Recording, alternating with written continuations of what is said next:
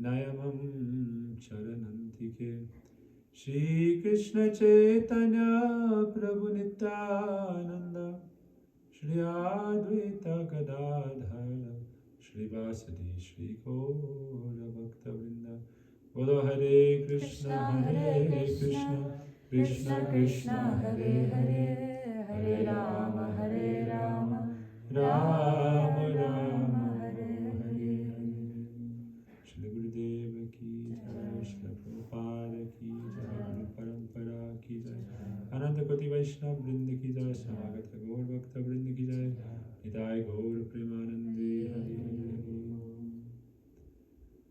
So first I want to start getting into this process of applied, you can say learning, where we're not just passing time, we're hearing Harikatha, that's important, but it's much more effective to hear and to remember some of it at least. And it's most effective to apply it. So we want to try to have some kind of applied learning. So we should always try to pick a few things that we can take and try to follow and adopt. It's very important. And so that's why I want to kind of have think of it as a meditation. What things, that's why we can recap, and also certain things we want to meditate upon and learn and memorize. Like we were saying the other day, Vaishnavas always are hearing newer and newer things about Krishna. Sastra is Krishna's form. And so memorizing Sastra is memorizing Krishna's form. Very, very sweet. The gopis say that whatever part of Krishna I look at, I can't move my eyes away. So we want to learn parts of Sastra that completely capture our heart. So we want to meditate and learn and memorize the symbols of Radharani's hand. Then we have a guided meditation around that. And then we can, even some evenings we may not have class, we may just do japa, and I'll just describe symbols on the hand and meditate on this. And then you should get to the stage where you can do it without any external stimulus. You can just chant and put your mind on, meditate. You can look at Radharani's hand, and when you close your eyes, you should be able to see your hand. And you should be able to meditate on each of the symbol, and you can see it glowing. And what does this represent? What is the special benediction coming from this symbol? And we can do the same from their feet, from Krishna's feet, from Krishna's hands, and have a meditation around this. This is very powerful. And so when we're doing our japa, we can have our, our Rolodeck of weapons, transcendental spells that can protect us from Maya and give us great powers. The power of love, which is the greatest power. The power of connection and relationship, which is the quality of love, relationship, connection, belonging. If you know someone, you don't want to be a stranger to God. So how do we not be a stranger? Learn about Him more and more and more. Make relationship with Him. If you learn His names, His qualities, His activities, His pastimes, Nam, Rup, Gun, and Lila, His forms, then you make relation with Him. Then you're not a stranger to God. Then you're His very dear friend. He is our friend, but are we His friend? Gurudev is giving us mercy, but are we accepting His mercy? We should ask ourselves this. How much am I accepting what they want to give me? God is our friend, but are we His? Do we think of Him as much as He thinks of us? As much as He wants to help us? So we have to try to learn this process of giving our heart to Krishna. So that's why gradually we want to start learning these things and applying them. And I just wanted to continue with this idea really quickly about our acharyas and kind of who are our parents. We spoke a little bit about Param Gurudev, who's our grandfather. Srila Swami Prabhupada is also like our grandfather. And where we come from also in Vrindavan, what is the mood of our Vaishnav Mahant there? What is the mood of Gurudev? If you look at the life of Param Gurudev, he was always having a very strong internal mood. Gurudev said, we talked about it yesterday, Gurudev said, the mood is important, much more than the external dress or any kind of externality. The mood. Develop the mood. But why is it that you see, like for example with Param Gurudev, how much he was willing to put himself on the line for Guru? And that itself is a symptom of their love and devotion. And so that's why if we're having a balanced spiritual life, it doesn't exclude, you could say, intense dedication and sacrifice. And these things go in stage and ebbs and flows, but the more you can see someone deeply focused on trying to establish and please their guru by trying to fulfill his desire, generally means the more connection and relationship and love they have, that they're not taking things for granted. So Param Gurudev, look, when he was, because it's hard otherwise, balancing responsibilities with meditation, with our practice. It's a hard balance. It's very hard. But Param Gurudev, when he was a young boy, he came to Bhaktisiddhanta Prabhupada, and when Bhaktisiddhanta had one little place, a hut, where Thakurji was being served, and there was no one to ring the bell or to serve them, and they had no money, they would eat like jungle leaves. They didn't have enough money for even rice. They would just collect leaves and jungle saag. And Param Gurudev's aunt brought him Sarojavasini, and he was a young man at that time, like a teenager. And Bhaktisiddhanta started telling his vision to Sarojavasini. He said, I'm going to have a temple in every island in Navadvip, and temples all over India, and in the West also. Sarojavasini was a little bit astonished, even though she was his first lady disciple, and so she was very dedicated to him. But she kind of said to Guru Maharaj, how are you going to do that? You don't even have a brahmachari to ring the bell. Who's going to maintain all these temples? Who's going to make sure that they can be, present? Generally in temple life, you'll see there's many people who want to participate, kartik and things like that, but who really wants to put everything on the line without consideration of my own needs even, just for the sake of fulfilling the desire of their Guru Pad Padma? It's a very high thing. Bhaktisiddhanta said, he will do it, Vinod will do it. And so in his life, he took that instruction to heart.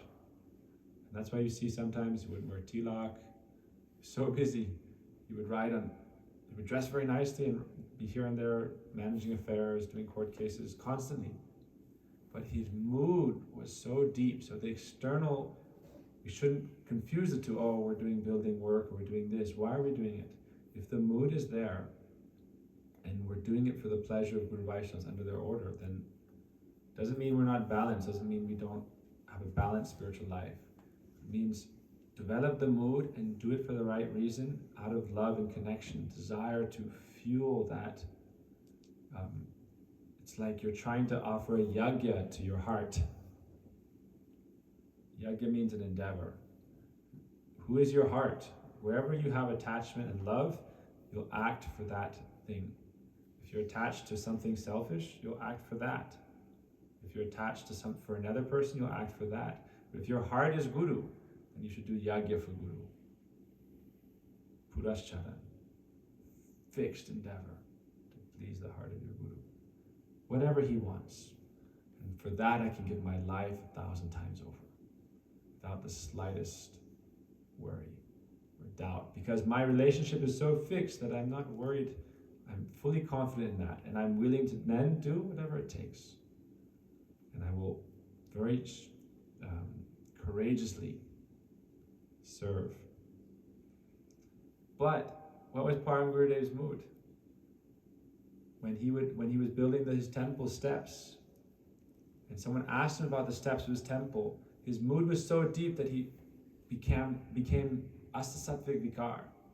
Someone just asked him about the colors of his steps of his temple, and he became stunned in ecstasy and began to describe how the steps represented Krishna, Srimati Radhika, and his own internal form and service. And so look, people are saying, Param Gurudev is not a Vaishnava. He's not doing the external filling in the external dots of what it means in people's mind to reside in the temple. And so they criticized him. But where was his mood? And Bhaktisiddhanta Prabhupada understood his mood. It's not that he valued so much the external work, but it's the degree of your relationship and oneness of heart, and you can understand why my Gurudev has come and what he wants me to do and how I can try to serve that in the midst of this dark age of Kali Yuga. And so it's kind of like a call to, the heroic quest in service to Sri Guru. It's a call to nobility in action. That Guru wants us to develop deep roots in spiritual life, and part of the process to do that is to perform yajna for the pleasure of Guru. When you approach Guru, the Shastra says, Tad Vijnanartam Sa Guru Mavivagitchit Samit Pani Shrotyam Brahmanishtam. What do you do when you approach Guru? You carry the sacrificial fire with faith. And you're carrying the fire for your own sacrifice. You're not carrying firewood. You're carrying the fuel, Samit Pani Shrotyam Brahmanishtam. You're carrying the firewood, not for someone else's yajna, for your own yajna. Offering yourself. Guru Shushushaya Bhakta Sarvalam Dharpanena Cha Sangena Sadhu Bhaktanam Ishvara Radhanena Cha Shraddhaya Tat Katayam Cha Kirtanat Gunakarmana Tat Padam Buruhadhyanat Dal Lingekshad Hanadibi. In these two verses in the 7th canto Bhagavatam, Prahlad Maharaj gives the entire sequence of spiritual life by taking shelter of Guru. Offering everything one possesses to Guru. Nowadays, it's very hard. This much for me, this much for Guru. But Guru Shushushaya Bhakta Sarvada Dharpanena Cha. If you give yourself 100%, you'll receive Krishna 100%. If you give yourself 80%, you'll not receive Krishna. This is the trick. Krishna is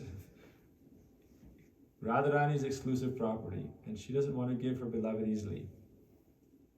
She sees whoever is ready to completely dedicate themselves in service under proper guidance, not to disturb her beloved, but to serve her beloved, then she accepts them. Therefore, this Krishna consciousness process is a wholesale process. You must give yourself wholesale. Krishna, I am yours.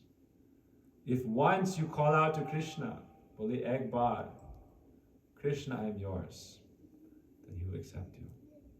And then in life, many things happen. We go through many ups and downs. And Krishna is very sweet and loving, so he doesn't bring us in all at once. He lets us have our play. But if once in life you call out to Krishna with sincerity, Ami Tomar, I am yours. And if you even advance further, Tumi Amar, you are mine. Oh, then Krishna is yours. We want to develop that mood. Not only I am Krishna's, Tadiya mood. Oh, I am yours. This is nice. This is Dakshin. Dakshin mood. Submissive. Oh God, I am yours. But Radharani's mood is Madhya mood. Mineness. Tumi Amar, you are mine. When we have that you are mine attitude, that's Param Gurudev's mood. That's why he takes so much responsibility.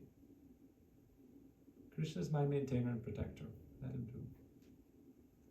I am Krishna's maintainer and protector. This is like a parad almost. Krishna is supreme Jagat Nayak, the Lord and Master and supreme controller of all universes. He doesn't need anything from us. But that's a Shantaras mood. And it's true, God has everything. He's omnipotent, all power, everything. He doesn't need anything. But yet, even so, the devotee's mood is, when we have Thakurji, even though he is doing everything, we should have the mood, Madhya, you are mine. Therefore, I will take care of you. It's very strange, like Vivarta, Prem Vivarta. Krishna is God. What does he need from us? He doesn't need us to make him a garland. But if we make him a garland with a mood that, you are mine, my baby. You are my beloved. You are my friend. These are the three moods we want to have. Either you are my baby, you are my friend, or you are my beloved. One of the three. Or, oh, you're my master, I'm your servant. That's also good. But Krishna doesn't like it as much as you are my baby, you are my friend, or you are my beloved. You are mine. I am yours, but you are mine. So if you develop that mood, then for him, you can take up any burden with great courage, with great dedication, with great faith that comes from great connection. Real faith, not sentimental faith, comes from relationship. A child has complete faith in his mother because of their relationship. So we want to develop that kind of faith with Krishna, that you are mine, I am yours. And that isn't too high of a thing to consider or to ask for. Because God is nearer to us than our own self. God is nearer to us than anyone we know. He is our real friend. He's our eternal friend, but we have turned away from him. There's a story that this is a quick pastime. It's not the pastime I was thinking of, but it's a good pastime. I probably won't get to the point, and so I'll stop. Don't worry.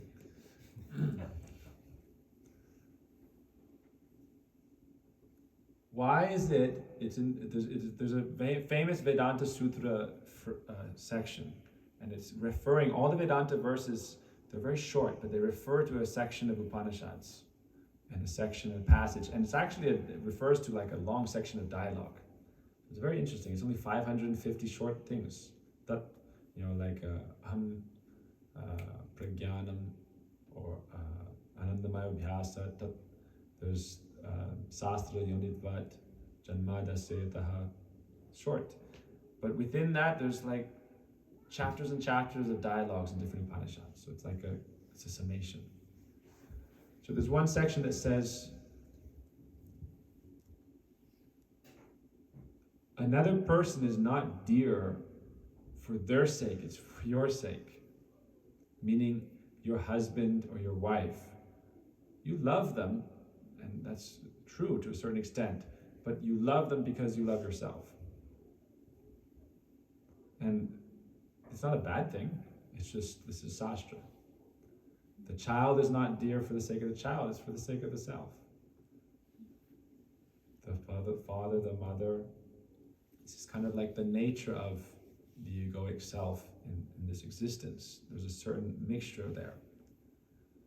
So with that point being stated, there's this question comes that why did the mothers of the cowherd boys, when Krishna assumed their forms, when they were stolen by Brahma, why did they show more love to the cowherd boys that were actually Krishna than to their own sons?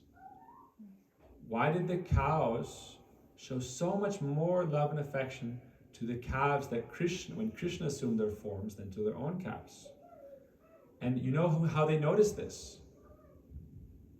Some of the Brajbasis who were more like astute in this started to notice that normally when Krishna comes home from grazing the cows and calves, all the mothers, all the cows, they all run to Krishna because they have so much love for him. And they show affection to their own sons, their own calves, but they show more to Krishna. They have so much anurag for Krishna, so much attraction. Why is that?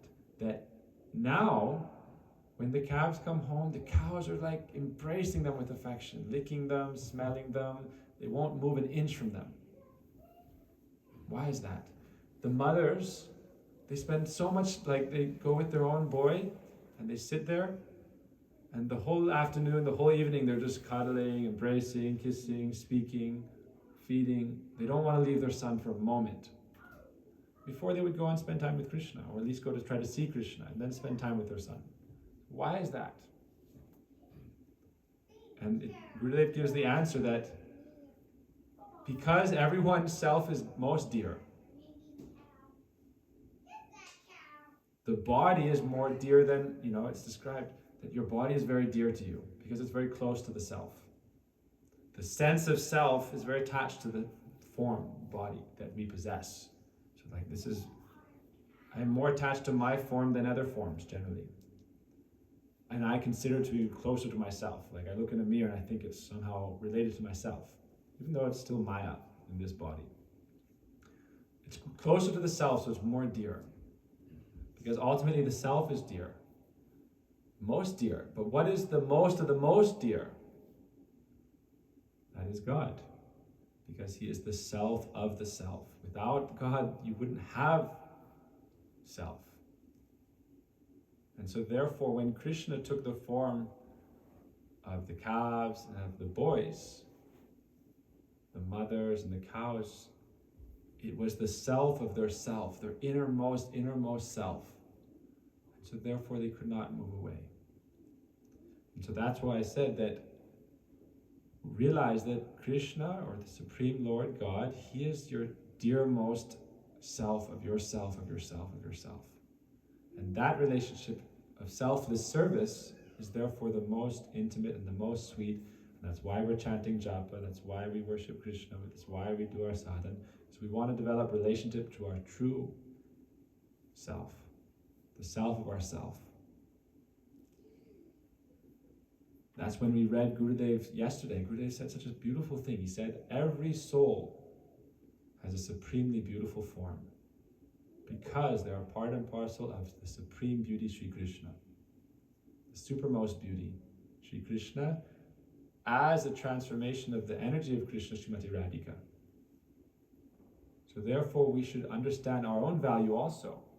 And that's why we should want to make spiritual progress, because whatever we're potentially dissatisfied about ourselves, we should just have the conviction that ultimately we have a very beautiful form and beautiful qualities. Gurudev said you don't just have a beautiful form, so beautiful that even Krishna can be attracted by our form.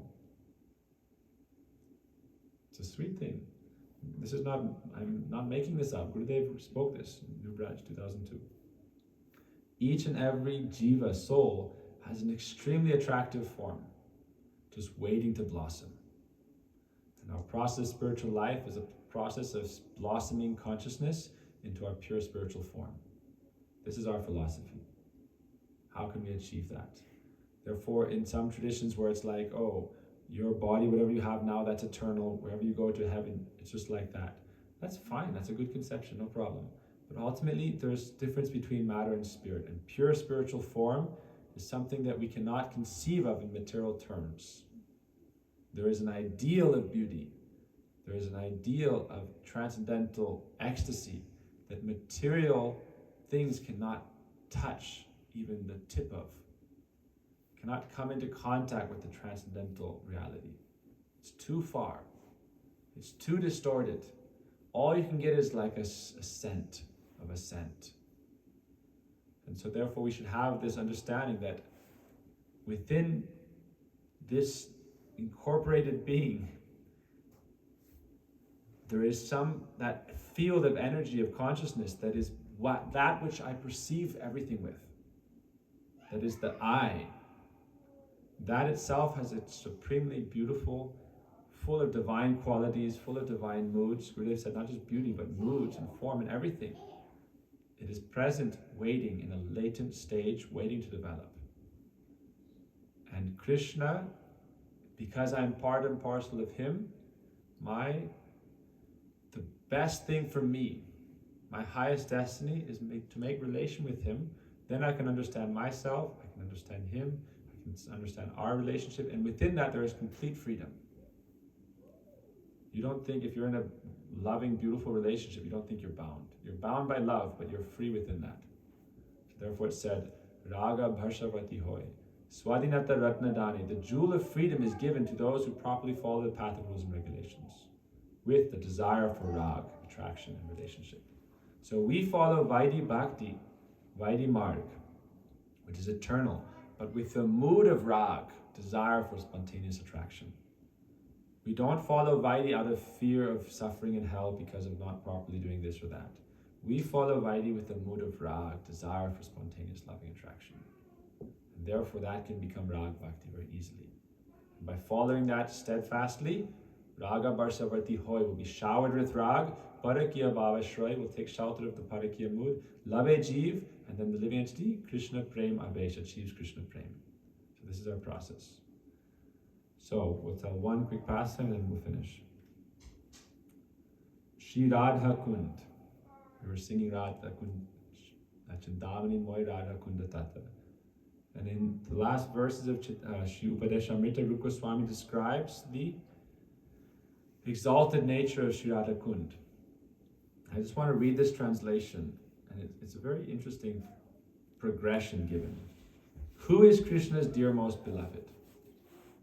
Right? So for us, the self of the self, Krishna is most dear. But for Krishna, who is most dear? And for Krishna, there's a progression according to one's depth of love. Because Krishna promises to reciprocate. With the gopis, Krishna says, I promise to reciprocate with everyone, but you have defeated me. I cannot reciprocate with your love fully, because you will not take anything from me. If I try to give you something in reciprocation, you only ask for more of my service. So therefore you've defeated me by your love. So this is the exalted nature of the gopis. So Rupa Goswami gives this verse 10. Karmibhya parito hari priyataya vyaktim vayor jnaninas tebhyo jnana vimukta bhakti parama premaika nishtastata tebhyasta pashupala pankajadrisas tabhyopi saradhika prista tadvamiyam tadiya sirasi tam nashrayat kakriti. It's very interesting. So it's saying the degree of those who are dear to Krishna. Krishna says in the Gita, Samoham sarva bhuteshu, I'm equal towards all living entities. However, for those who love me one-pointedly, I offer myself completely. So here he says that it's a very interesting thing. The translation, it actually starts with a very high point. One who selflessly performs virtuous acts in accordance with the path of karma yoga is superior to those who merely seek to fulfill their selfish desires. You can think of like a really great philanthropist, sincerely just serving and helping, like a kind of Vivekananda. Serving people so much, only with the mood of service, virtuous service, with a deep mood also. Serving living entities, performing virtuous acts in accordance with the path of karma yoga. It's superior to those who merely seek. It's actually a great thing. It's very rare to find someone who's virtuously serving without any selfishness, only trying to help.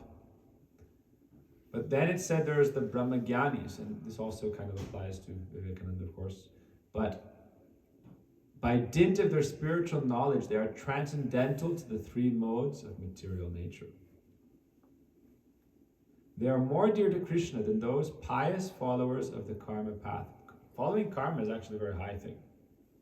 Most people are vikarmis, intent on path of selfish action without properly following duty to God, and therefore, engaged in various sinful activities.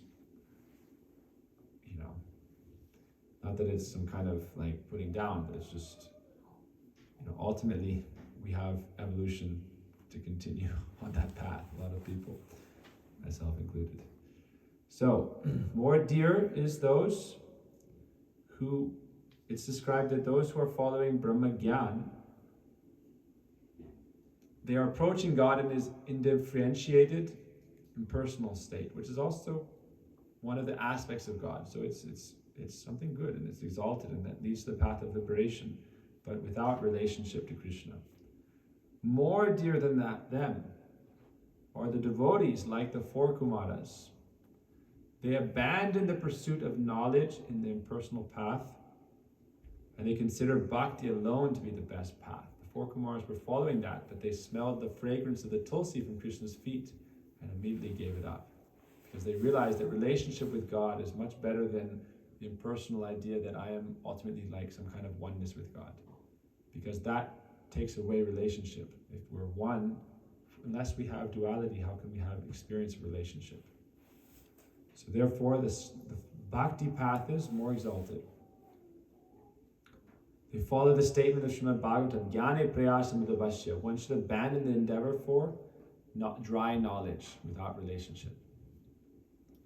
Pure devotees like Narad, who are resolutely fixed in praying for Krishna, are even more dear to him than all such devotees. But the Braja Gopis, whose very lives belong solely to Krishna, are even more beloved to him than all such Premi Bhaktas. Amongst all those beloved gopis, Srimati Radhika is more dear to Krishna than his own life. In precisely the same way, he dearly loves her pond, Sri Radha Kund. Therefore, what highly fortunate, spiritually intelligent person would not reside on the banks of Sri Radha Kund in a state of transcendental consciousness, performing bhajan of Sri Krishna's eightfold daily pastimes? So we're going to try to, while we learn their stories, we're going to start learning stories that relate to morning, early morning, and then when we're doing Mangal Arati, we can remember, oh, this pastime. Midday Arati, oh, this pastime. Evening Arati, this pastime. 4:30 p.m., 5, when Gurudev first came to the West, he would be on morning walks and ask people, what is Krishna doing now? People would say, what do you mean? It's hard to answer. They would not know how to answer. Then Gurudev would very simply describe eightfold daily pastimes of Krishna. And when we understand that, then we meditate on that, then all infinite other pastimes can come. But the basic thing we should know, if we're outside at 5 o'clock, doing something outside, in our mind we should be able to think in a moment, what is Krishna doing at this time of the day? That's why our artis are, Bringing the cows home. Yes, good. That time, depending on, yes. Srimati Radhika, what is she doing? She's trying to interject that pathway so they could possibly Very meet. nice. She's also quickly returning to Java to make sweets. She makes sweets and sends them with Rati Manjari to Nanda Bhavan, who gives them to Dhanishta, who gives to Jashoda when Krishna eats, and then she waits, and Dhanishta gives. Dhanishta is Krishna Paksha. She's more, attached to the service of Krishna, but she is very favorable to Radharani, and she every day gives prasad of Krishna, and so she doesn't let Yashoda see, but Krishna always leaves something on his plate intentionally, and then Dhanishta, oh, I'll take his plate, don't worry, and she makes a little packet and gives Rati Manjari, and Rati Manjari very quickly goes back to Javat and takes Krishna's prasad to Radharani, and at that point, all the gopis then sit and take prasad. So that's why it's more sweet to take prasad after serving everyone, because that's in Radha's party. Taking prasad first is Sakha party, Krishna party. But serving out prasad and then sitting and eating, this is Radharani's party. Just like cooking is Radharani's party. Boys are going out, moving things, banging on things. But Vrindavan Prabhu is Radharani's party. Cooking very nicely. Malini, sometimes Radharani party. Sometimes Sakha party, too hungry. first in line. So we should always be able to say, what is Radha Krishna doing now? It's not limiting them, but it's allowing our mind to focus with an anchor onto Radha Krishna Leela. And understanding that ultimately Krishna wants us, like going back to the example of Param Gurudev. Param Gurudev was always engaged in performing, you could say, virtuous acts. And he was called Kriti Ratna, the jewel of action. It wasn't that he was, I'm the most Prema Bhakta, I'm the most dear Radhika's Manjari, I'm Vinod Manjari. He was constantly engaged, but on that level, engagement is of a different kind.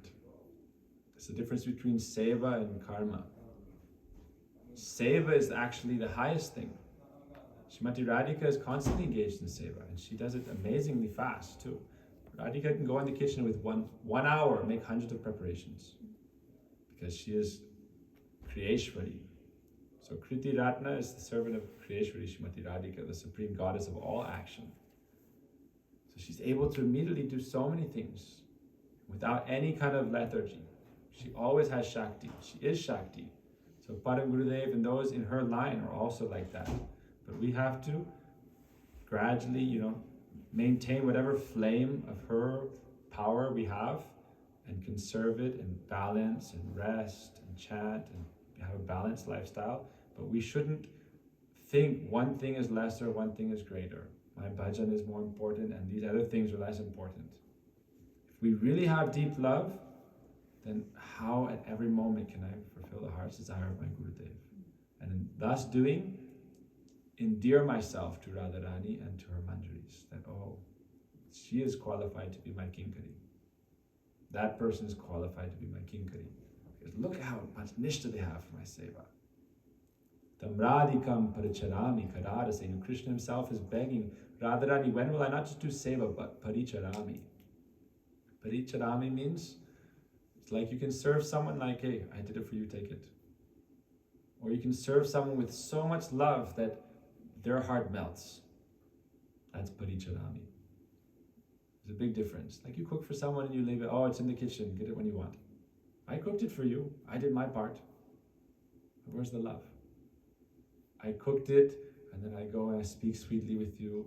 Are you ready? Are you hungry now? I wash your feet.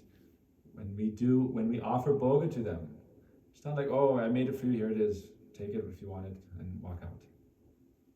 Oh, Krishna, please sit down. Here's some water, let me wash your feet. Here's something nice to taste, some madhuparka. Oh, Radharani, please have a seat. How are you feeling? Is everything okay? I hope I didn't burn anything. If you have paricharami mood, then you'll be very careful. Oh, is it enough salt?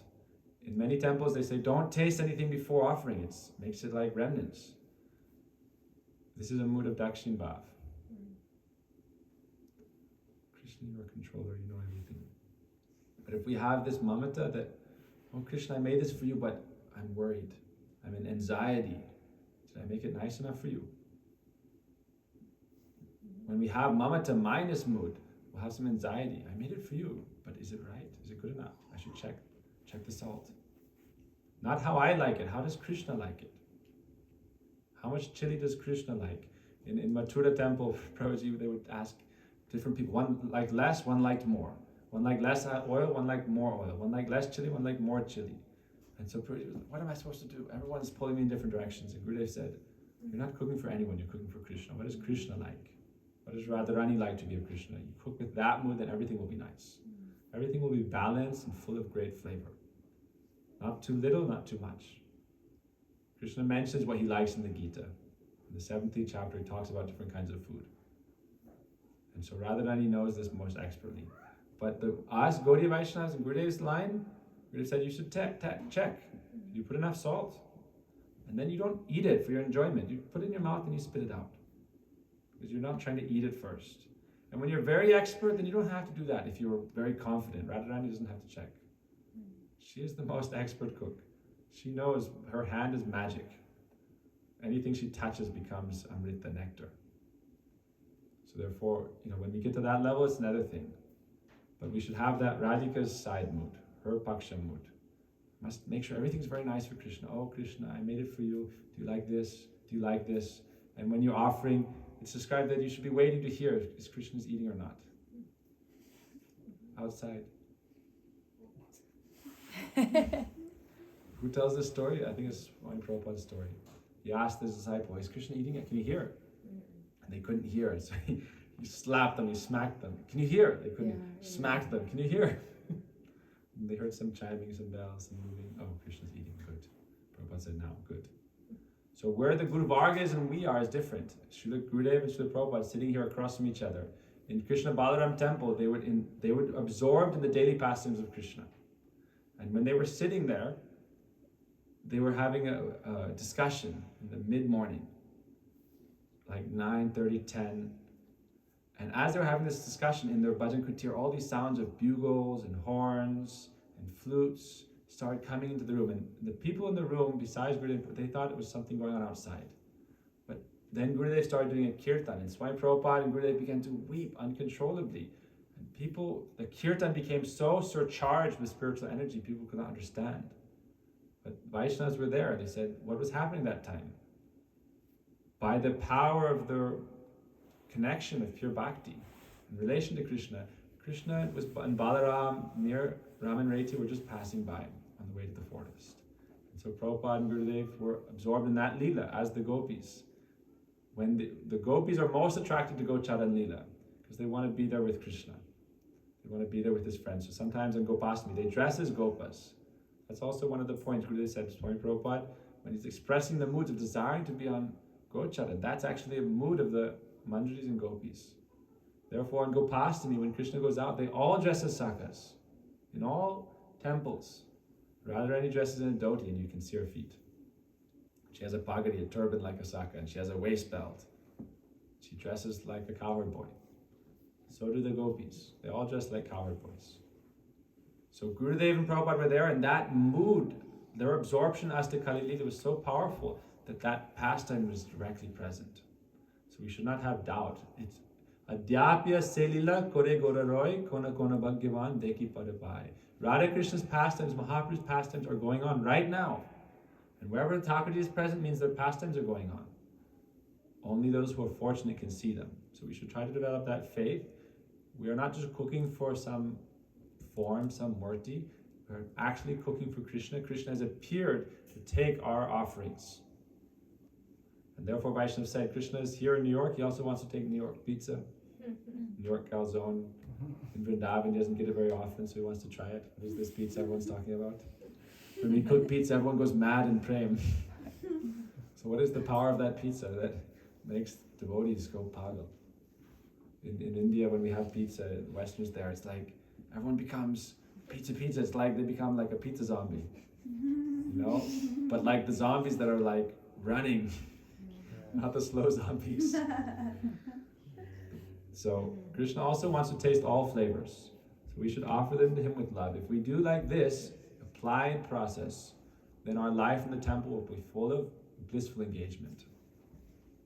This is the method to be happy in temple life. And if we don't follow this, after some time we'll think, oh, why am I here? I'm wasting my life. I could be making a lot of money. I could be doing this. I could be doing that. Temple life is for making relationship with God, deepening that, and for offering one's life in dedication and service, and taking full responsibility, like Padam Gurudev. Doing the most hard, difficult things, like Padam Gurudev. This is our line of lions. So therefore we should never be hopeless, we should never be afraid. There's nothing that can stop us. We heard today from Ramanath Prabhu, a very sweet thing, and I'll stop this, I promise. What is the difference between attachment and taste? I'll just repeat this because it's a good story. He said like a cow. A cow likes grass, so if it sees grass, it has taste for it, so it will eat it. So it has taste for it. But if you put that cow in a barn and you tie it, put a rope on it or a chain and tie it to the wall so it has like 10, 15 feet to move. And outside there's a barbed wire fence and a wire chain link fence. And then outside that there's grass. Attachment means it will break the chain, it will break open the door, it will go through the fence, and it will eat the grass. Nothing can hold it back. And so we want to be like that, followers of Padma Gurudev. What is the difficulty? There's no difficulty. But how much are we willing to do to serve and fulfill the desire of Guru Padma? To what lengths are we willing to go? It's described that most people use 2% of their capacity. And so we have to find our balance, and we have to do that. That's why spiritual life means balance and developing spiritual strength and vigor. But our mind can handle much more the more we become attached to the desire of Guru Padma. Our capacity is much greater than what we consider. And we should never be hopeless. We should have great hope and knowledge that our spiritual identity is very exalted, very beautiful, full of great qualities, great power, part and parcel of Krishna, the Supreme Personality, as a manifestation of Srimati Radhika's energy, as her servant. Shakti Parinamba, that's why we're supposed to serve Srimati Radhika, because we come from her. Shakti Parinambad. And we are destined to serve in her endeavor to please her beloved. That is the vastu, nature of the living entity. As Shakti Parinambad, as transformations of that energy, we must have some inherent bhakti. Because we come from that Shakti, we don't come from Maya. And then, by great mercy, we get some kind of drop. as a Vastu, we come from God. And specifically through His energy, which you cannot separate. So we come from her, we come from Krishna, and our destiny is to engage completely, 100%, in the endeavor to please her beloved and to please her, under guidance of her own associates. And so that endeavor, if we want to be successful in it, we should figure out how we can properly, appropriately live our lives so that we can make progress towards that goal. Gradually. Or we can run fast. But anyhow, we should make progress. If you have rag, then with eyes closed you can run. And you will never trip and fall. So we want to develop that rag.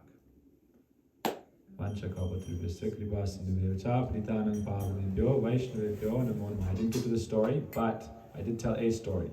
So tomorrow you can remember why is the story of why did the cows and the mothers have more love for their own calves than Krishna after he took on their forms. Okay?